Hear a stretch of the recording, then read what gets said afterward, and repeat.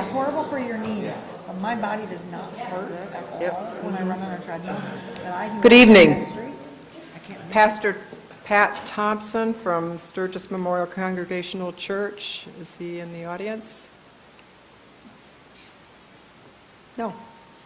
Pardon me? He was to do the invocation this evening, so is there, I'm going to... I don't mind. Okay. Mayor Pro Tem Ashford will do the invocation, followed by the Pledge of Allegiance. If you'd like to stand and join us.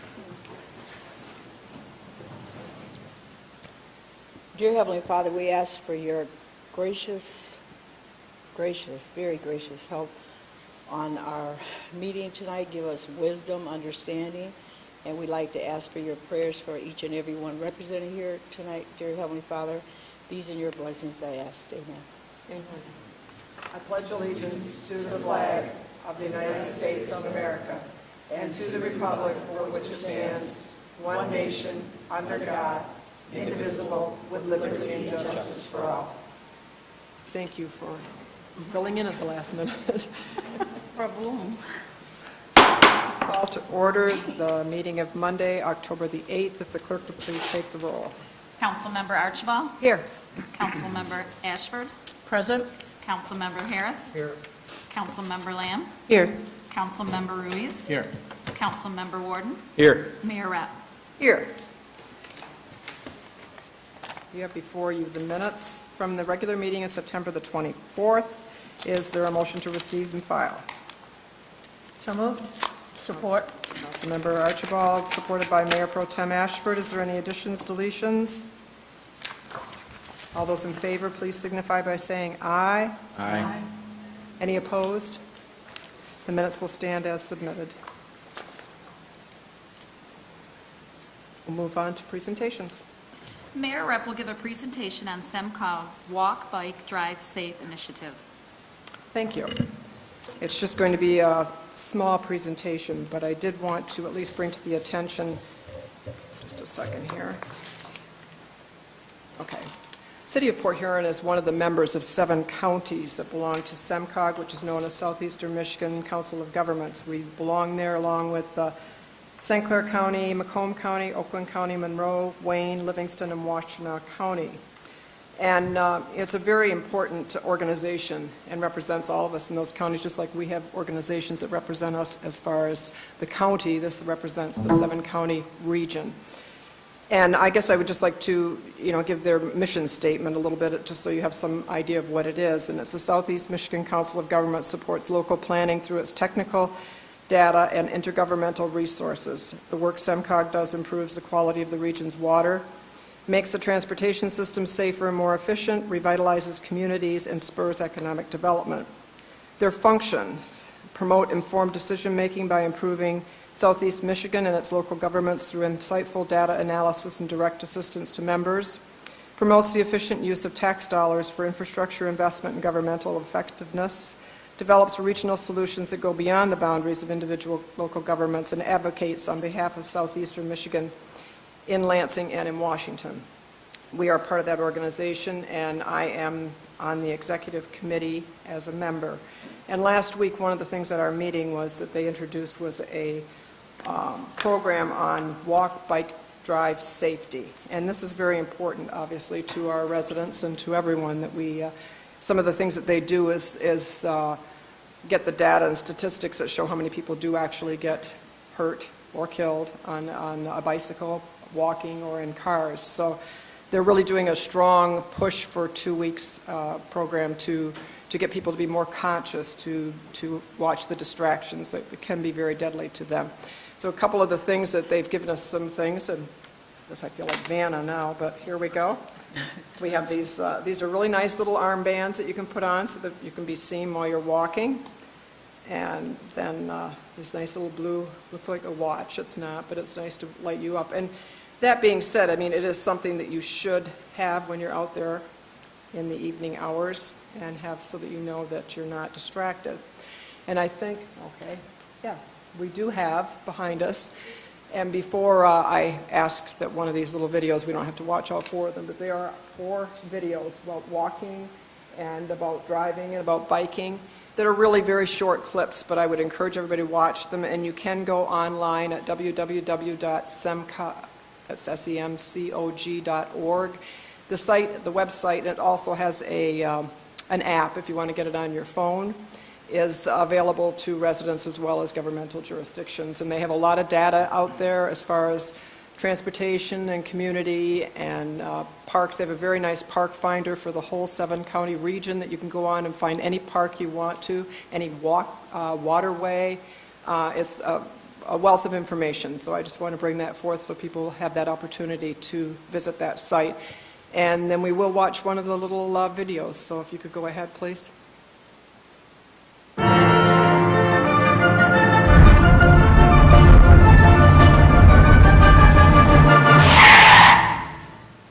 %50 of bicycle and pedestrian crashes occur at intersections. Look, wait, turn.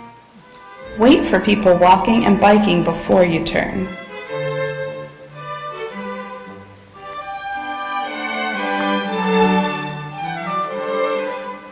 Learn more at walkbikedrivesafe.org. Thank you. As I said, they're short. There's 4 of them out there, and there's a ton of information out there on that website, so I'd encourage people to go out and look.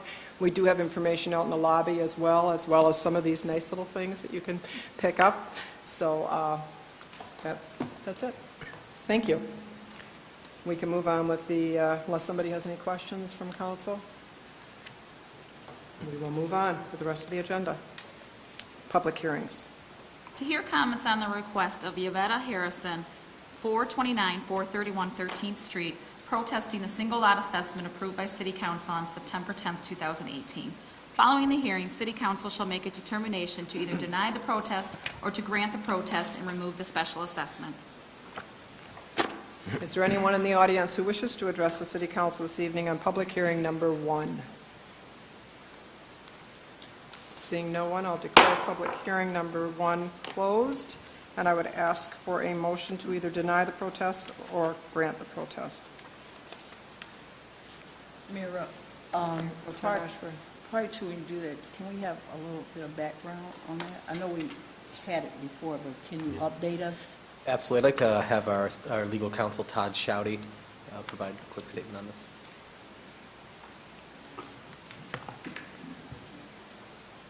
Nice haircut, Todd. Looks nice. Good evening.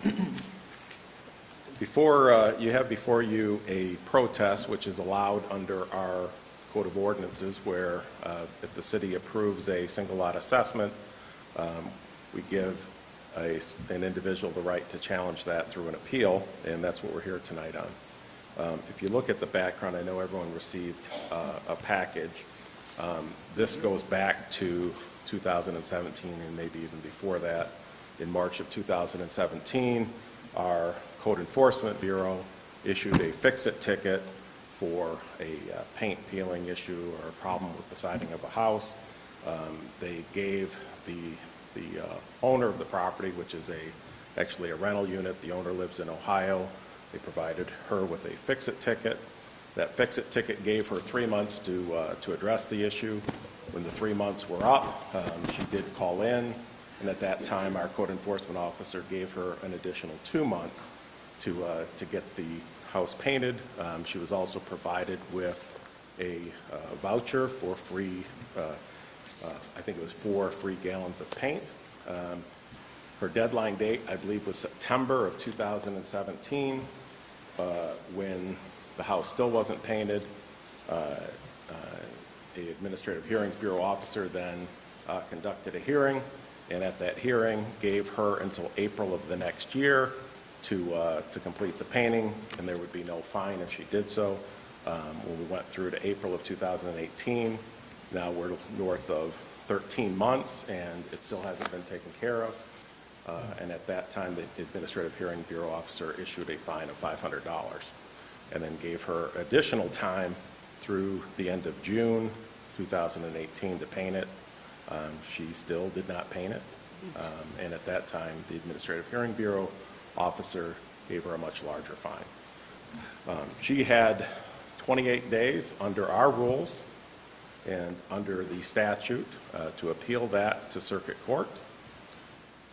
That was explained to her in a letter from the city after the June 28, 2018 hearing.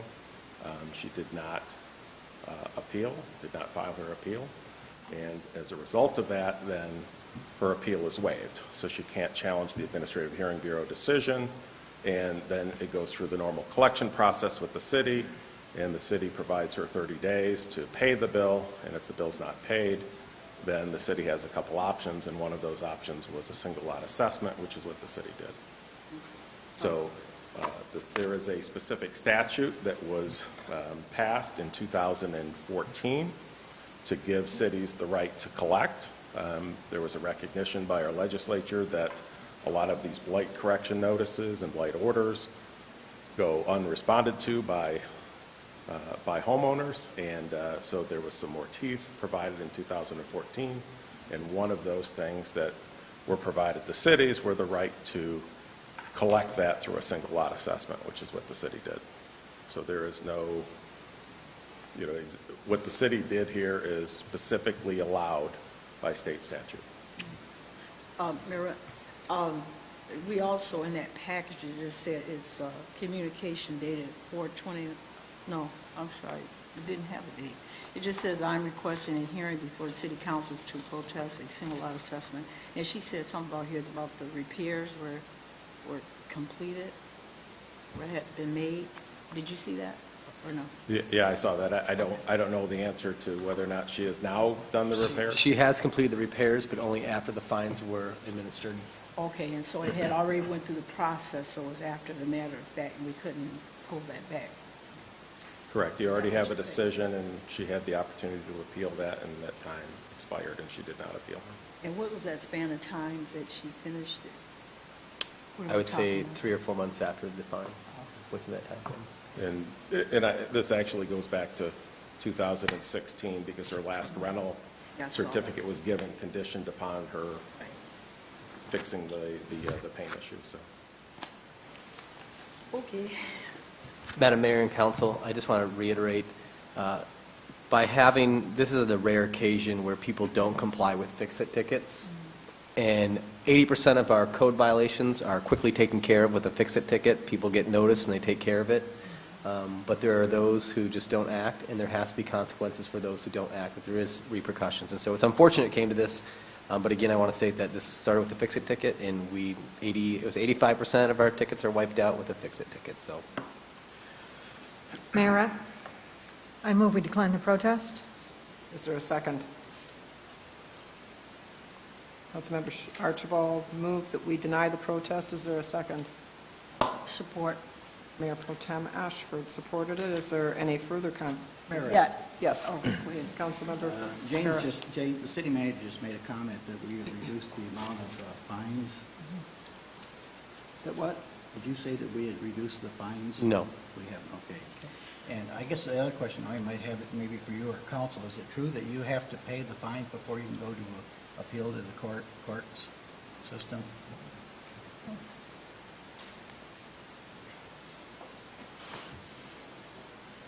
Actually, the rule is you have to post a bond in the amount of the fine to be able to appeal. So that's a prerequisite to appealing. So if she posted the bond, she goes to the circuit court, and if she were to win, then that money would be returned to her.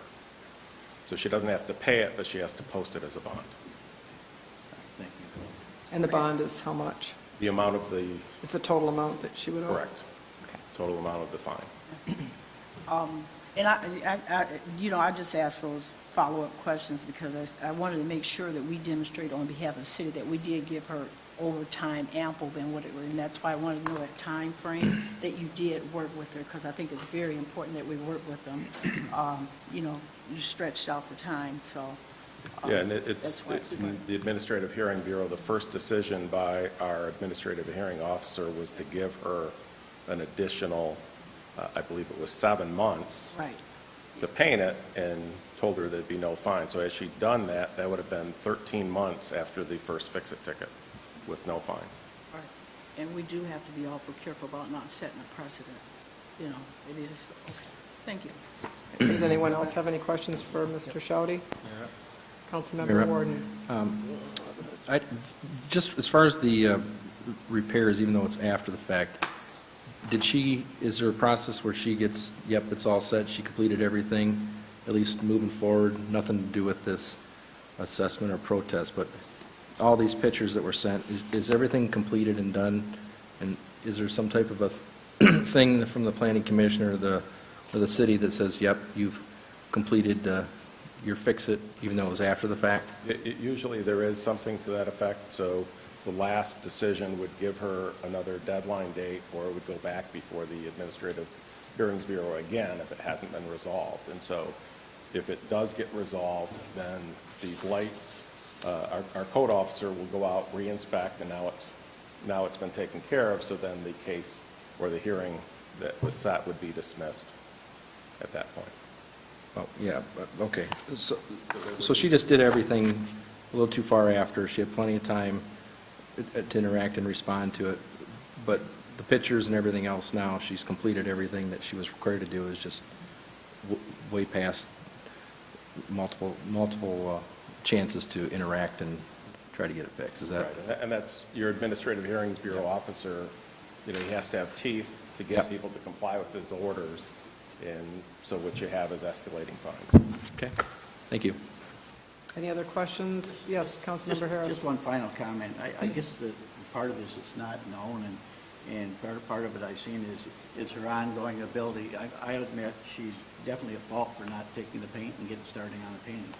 But as a continuing project and stuff, that they've been working in that house for some time, and unfortunately, as you can see with some of our bid processes, how it is to get contractors and stuff, and it did take beyond the limits set by the city for her to get a contractor in and do the work. So I was just hoping that we could mitigate somehow or another, because I just, to jump from a $500 fine to another additional $2,000, I just thought was excessive and kind of went beyond the means of, I think you described it as when we visited this issue back in 2014, as this was going to be a corrective process and rather than a punitive process. And maybe someday we'll reach that, but I don't think we've reached that with this, so. Yeah, and if you look at the whole process, it started with a fix-it ticket that's designed to give them a chance to fix it. Then you had an extension for 2 months. Then you actually had a decision by the Administrative Hearings Bureau officer to give another 7 months. And so the first fine doesn't come until after all of that process has been ignored for 13 months. So I understand why the Administrative Hearing Bureau officer would issue a fine to try to get the person's attention. Remember, at the time that the first fine is issued, you still have the issue with the house hasn't been fixed. And then you have a second fine, and the issue still hasn't been fixed. So I think your Administrative Hearing Bureau officer was trying to get the person's attention and get compliance with the orders. Thank you. Any other, yes, Councilmember Ruiz. Kind of follow up on Councilman Harris's comments. Along all that period of time, was that simply being ignored, or were there submission of excuses or reasons, maybe not use the word excuses, but reasons why this was not being followed up on, or was it just strictly being ignored? Yeah, I think you have before you as part of the package, Right. what all of their contact was. They keep that in a log format. So I think there was some reference early on in that log package that she was having some issues, and then there's even her response to the offer of free paint, what the vouchers indicated, that she basically declined the free paint. I ask that just for public consumption so they know what we're dealing with in terms of this, because it's not being presented, and we know Right. that information, so that And then it paints a different picture if that's known. Right. I think there was a call at the end of the first 3.5-month cycle, and then that's when she was given a 2-month extension. And then at the hearing in September of 2017, I believe she did appear. After that, I would defer to Mr. Haynes. So. And I agree with what's been, I think some other council person said about, we have officers that are out there doing this job, and if we don't stand behind them, then that word of us being flip-flopping or doing a partial penalty and such, I think that just is out there, and I think that it hurts our people. That's my opinion. In this, the property owner was given the chance to attend further hearings In the final two hearings, they were not attending, and that's what we saw the escalation is where the hearings officer recognizing that they're not getting the attention, the individual is not attending the hearings to give their rationale as to why it's being delayed, and I think that's the reason why you see the fines being increased. Thank you. Any other questions, Councilmember Mayor, Warden? yeah, sorry. Just for, as Councilmember Ruiz, just for public consumption and future here, if something like that, where it was, you know, a pretty big project where the building owner actually tried and engaged a contractor to do it, where the contractor, there was a proposal and the contractor was set to do it, is that something that, you know, since the person can't do it themselves in this process, if they would have had something like that proposed and said, look, hey, we've engaged, we've tried, and now it's up to them to do it, would that help the situation? Yeah, absolutely. Your code enforcement officer has the first line of discretion to provide more time. Okay. And you could see they did work with her when she indicated she needed more time at the first juncture. And then second of all, the Administrative Hearings Bureau officer can provide her with more time as well. So that's when you have the hearing, all the evidence is presented. Okay. She would have her opportunity to tell the Administrative Hearings Bureau officer, hey, I need more time because of X, Y, and Z. Okay. And I believe that's what happened at the September 2017 hearing, when she was given until the following April to do the paint. So Thank you. usually when it gets this type of fine, which is high, and I agree with Mr. Harris that this is a high fine, they have the discretion to give a fine up to $10,000. And so what you see here is the Administrative Hearing Bureau officer trying to get the person's attention to get this done, because it does go back to 2016 rental certification when this was supposed to be done. Okay, thank you Now very you're much. 2 years down the road. Yep, thank you. Thank you. Any other discussion? Thank you. We will take the vote on denying the request. Councilmember Archibald? Yes. Councilmember Ashford? Yes. Councilmember Harris? No. Councilmember Lamb? Yes. Councilmember Ruiz? Yes. Councilmember Warden? Yes. Mayor Rep? Yes. We'll move on to public comment. Is there anyone in the audience who wishes to address the city council this evening? If you do, please come forward, give us your name, and you do have 4 minutes.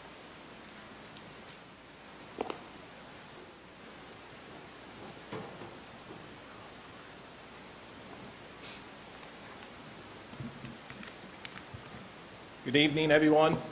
Mayor Rep, City Council members. My name's Golden, Gonzi, and I'm a resident of the city of Port Huron. I'm also a candidate for the office of mayor. I came before you 2 weeks ago to briefly speak about my political signs being taken by city employees throughout the city. I very nicely, respectfully spoke about this issue. I'm here again tonight to talk about that. I've had numerous people telling me the signs ain't taken just from boulevards. Remember, I knock on doors and speak to people to put my signs in front of their house. I don't just buy park benches. My signs are being removed from people's front yards. Mr. Oni Coco up in the Cross School neighborhood said his yard, his neighbor's yard, everybody else's yard, your signs have been taken. I would respectfully request that you guys make, so if you're going to take my signs, take everybody's signs. And with that being said, I'm not going to worry about my signs so much no more. I got to come down here and get them all the time, and then it seems like that's a little bit of an issue. Secondly, I'd like to talk about, I all my life, I have served my country, and I fight for the American way, to be quite honest. I've had Captain Brian Molo, late great Captain Brian Molo, who was a police officer here, who was a city mayor, council member for many years. He supported me for the mayor of Port Huron. I know that Captain Jim Jones would support me. I know that Mr. Jim Zimmerad supports me.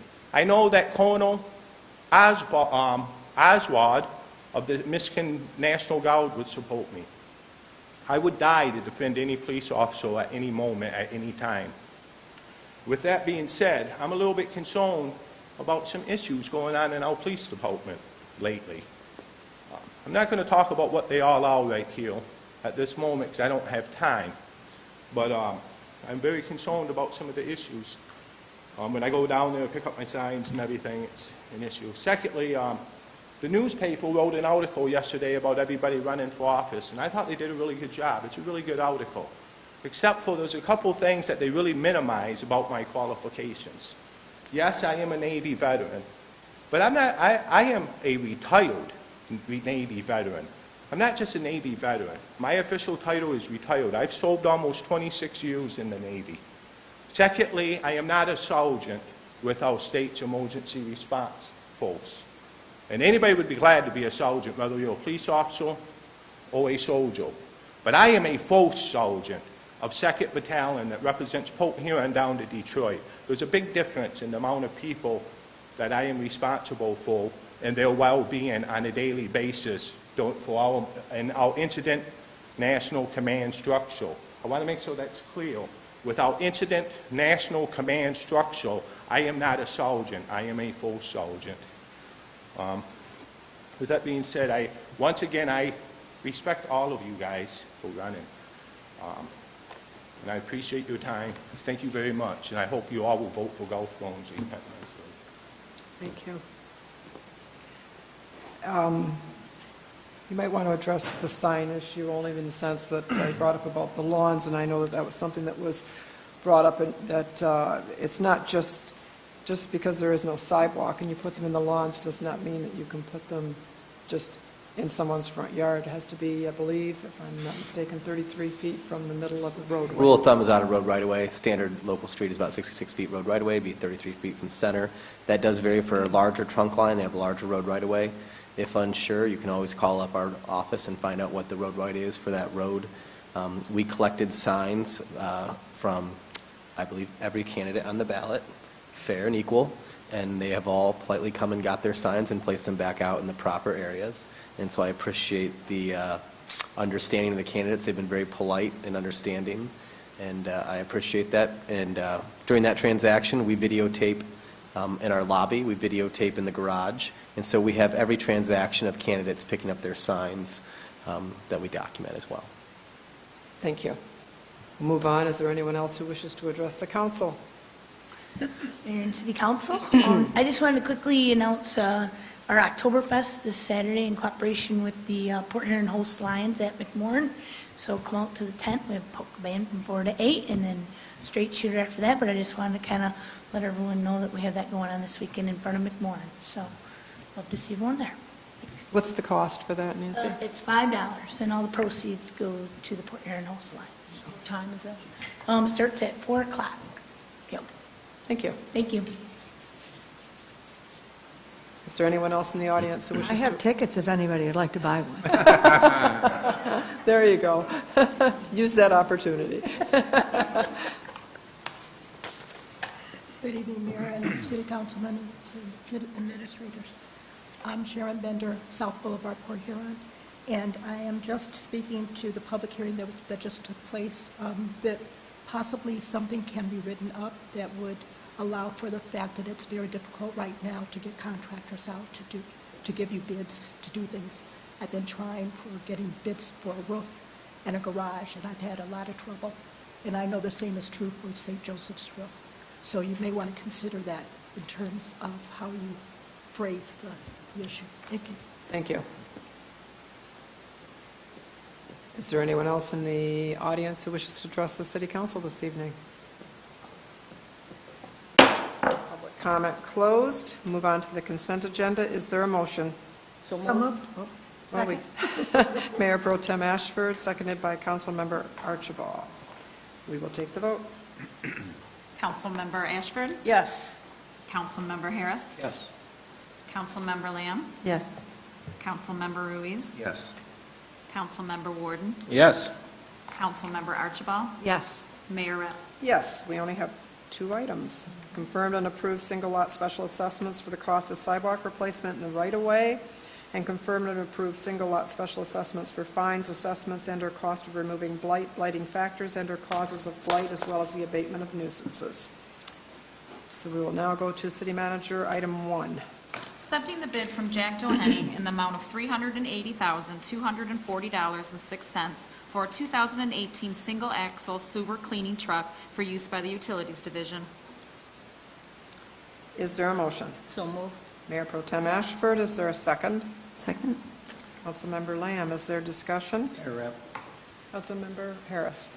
I'm glad I had a chance to talk to our city engineer prior to the meeting, because I think this agenda, as item as it's written, needs to be changed because it's a tandem axle vehicle, not a single axle vehicle, right, Lenny? Correct. So can we correct the, Yes. Well, you can do that within the motion, just make a friendly amendment to Yep. amend that. Yes, there is, let me see, yeah, it does say single axle in the actual thing, so we'll just change it to, Yep, with my motion, I accept that as a friendly amendment. and I'm sure Councilmember Archibald will concur with that. I apologize, that's my mistake, as it comes from my office. I just want to take a moment as well. In addition to the memo we have here, Lenny and his team put together a thorough packet of information, which I sent you earlier today, on the maintenance logs for the current truck, the repair logs. As you can see, our fleet management team has done an excellent job getting the most life out of that truck. This is a very, very unique machine. That's why we only had 2 bids from the same firm. There's not a lot of suppliers in Michigan. We are recommending that we go with the demo version to save some money. What is nice is that most of the demo hours are from demoing it in Port Huron. And so we are actually the people who demoed it, so we're buying a machine that we've already had and used. And so that's, in addition to the memo, you have the recommendation in the packet as well. And Lenny's available for any questions on this machine. Yeah, Rep. Mayor Pro Tem Ashford. Yeah, explain to me the demo versus the new. I know something's new, it's brand new, but do we get any discount? Yes, we get a price break of right around $7,000 between the new and the demo. And the demo only has 3,200 miles on it with 155 hours, and that's pretty much all been used by us. Oh, okay, thank you. Yep. Which is nice because we know how we take care of machines, so we know it's... Right, all right, thanks. Any other discussion? I just want to thank Lenny and the fleet management team. They did a lot of repair work to keep our old truck in commission, to get the most life out of it, welding the tank, doing a lot of lipstick on a pig type deal to keep it going, to get the most for the taxpayers' money. We will sell the used vehicle. There is a strong used market. The last time we did something like this, we sold that truck for just around $50,000. So we're hopeful we can get the most through a competitive auction process for the current vehicle. You got a ballpark figure? I'd say between 40 and 50. 40 and 50. That would be good. Any other questions, discussion? Mayor Rep? Councilmember Warden. I want to thank City Engineer Lenny to be able to speak here before and kind of, again, give that little description of the demo unit that we got, the City of Port Huron got to actually be using that unit here to see how we liked it before we purchased it. But also on the little background and summary, when it has that, we see the current old truck, the 2003 Vector, unit number 236, quite a few years, and it says we see the truck on average of 3 times a week for various breakdown issues. It's definitely time. I think when you can envision that much time of unreliability or having to constantly deal with it, I think this is the right time to step up and do this, so I'll be supporting this. Thank you. Any other discussion? We will take the vote. Councilmember Harris? yes? Councilmember Lamb? Yes. Councilmember Ruiz? Yes. Councilmember Warden? Yes. Councilmember Archibald? Yes. Councilmember Ashford? Yes. Mayor Rip? Yes. Item 2 under from the city manager, please. Accepting the bid from Patterson Tree Service in the amount of $22,625 for the removal of dead and dangerous trees in the city of Port Huron. Is there a motion? So moved. Councilmember Archibald, is there a second? Second. Councilmember Lamb. Is there discussion? Madam Mayor, this goes with our emergency tree remove program we spoke about, I believe, 2 months ago. We have about 150 dangerous trees. This bid accounts for, I want to say 60, correct? Around 60 between the complete bid. We were projecting about $1,000 to $1,200 a tree. This bid came in remarkably low. In fact, so low, we spent extra time doing due diligence and called all their reference. They do work for municipalities all around the region, everywhere from Lexington all the way down to Troy and Sterling Heights, all with stellar references. And so, very pleased with this competitive bid, and we're also very glad that their references checked out. And so what is nice is we've broken this up into about 2 to 3 different bid sections throughout the entire project. That way we can, if there's an issue with this contractor, we can just pull them off and rebid it. And so we're glad to be getting these dangerous trees out. As we remove these dangerous trees, we expect that during bad weather, we'll have less and less call-outs for fallen trees and branches because we're getting those dead limbs out of there early. Yeah, that's quite a difference of 22,000 to 71,000 from the low to the high. Mayor Brett, Yes, Mayor Pro Tem Ashford. if my memory serves right, this doesn't mean that they remove the stump also. Correct, we're removing the stumps. We're removing the stumps, okay. Any other discussion, questions? Mayor Rep? Councilmember Warden? Just a couple of questions. Again, I want to comment on the outstanding bids that came in for this. 4 bids that came in and substantial value savings here with that lower bidder, and I appreciate you guys doing a little extra due diligence on that when it comes in. It's definitely a benefit, at least cost-wise, for this type of a project. When is this portion, I guess, when they're going to start, and when do we expect this section, what would be an estimated time of them to be able to complete the best of some of these trees and probably They'll begin in the next Crazy. couple of weeks, and we expect 3 to 4 months. 3 to 4 months? That'll be a big relief. So I appreciate that, and I will be supporting this for approval. Madam Mayor, lastly, this is one of 2 to 3 rounds, so you can expect later on this winter and the spring, another round to get those extra trees out as well. Good start. I'm sorry, I don't generally like to speak after much.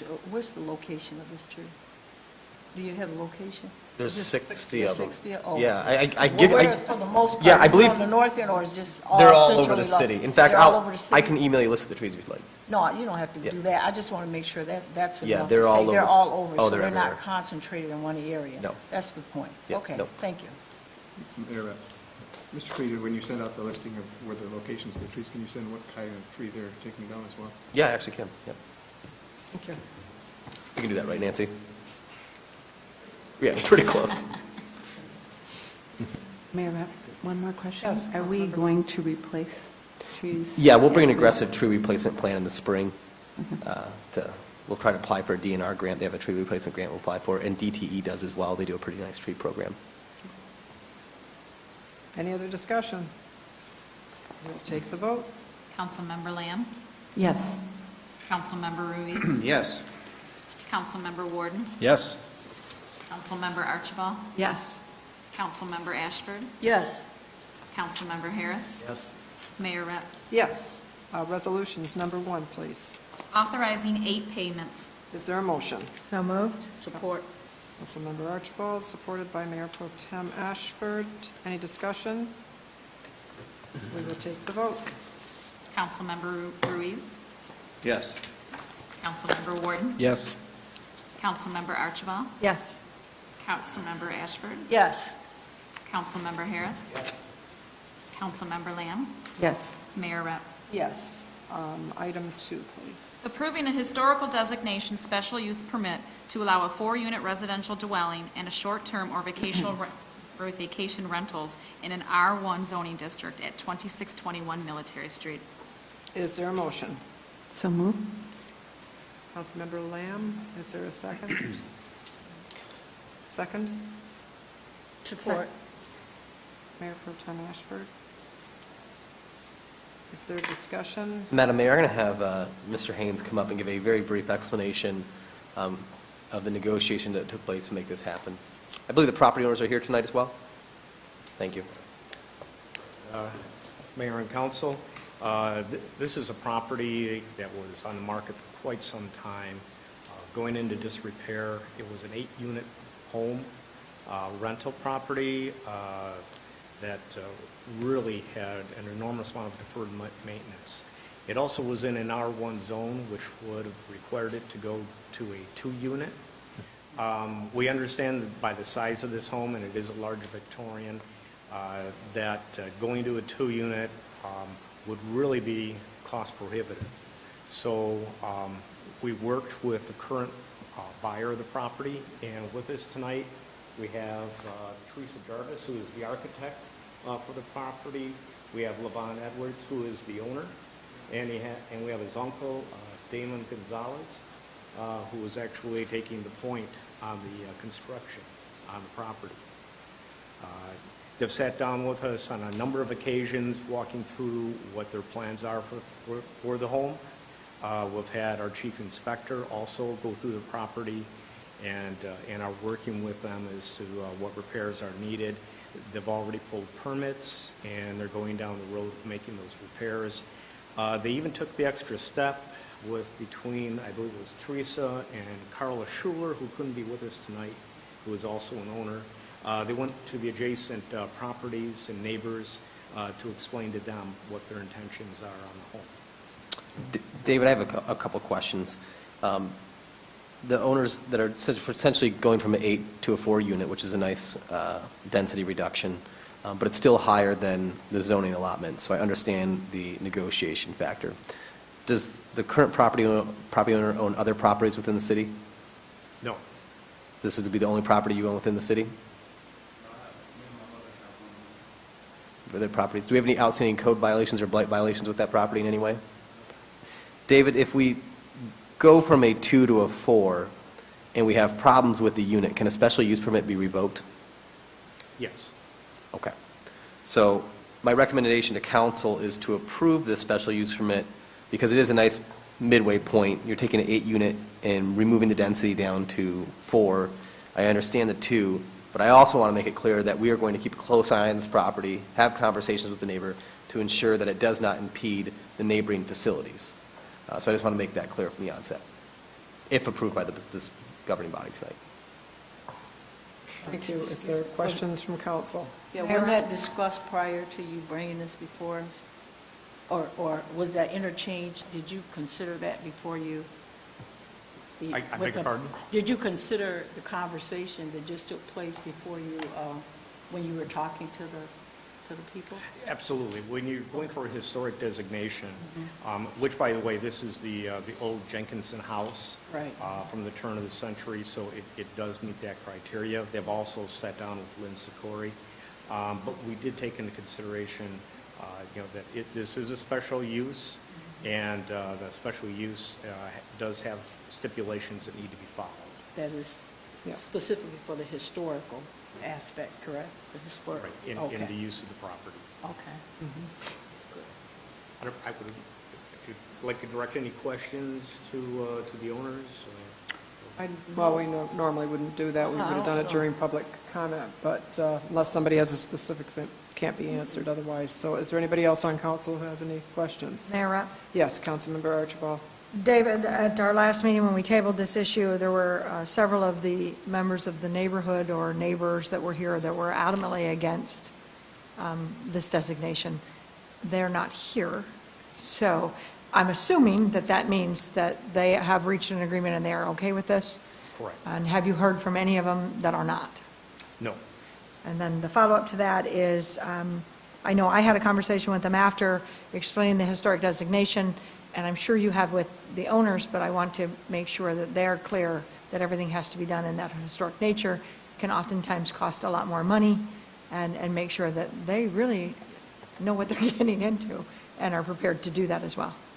And that's why I appreciate their meeting with Lynn Sikori, who is our chair of Absolutely. our HDC. And if there are any changes, whether it's windows, exterior elevations, that would have to go before the HDC for any approvals. And the last question, and this is just, do we have a time frame on when they expect this to be done, both inside and out?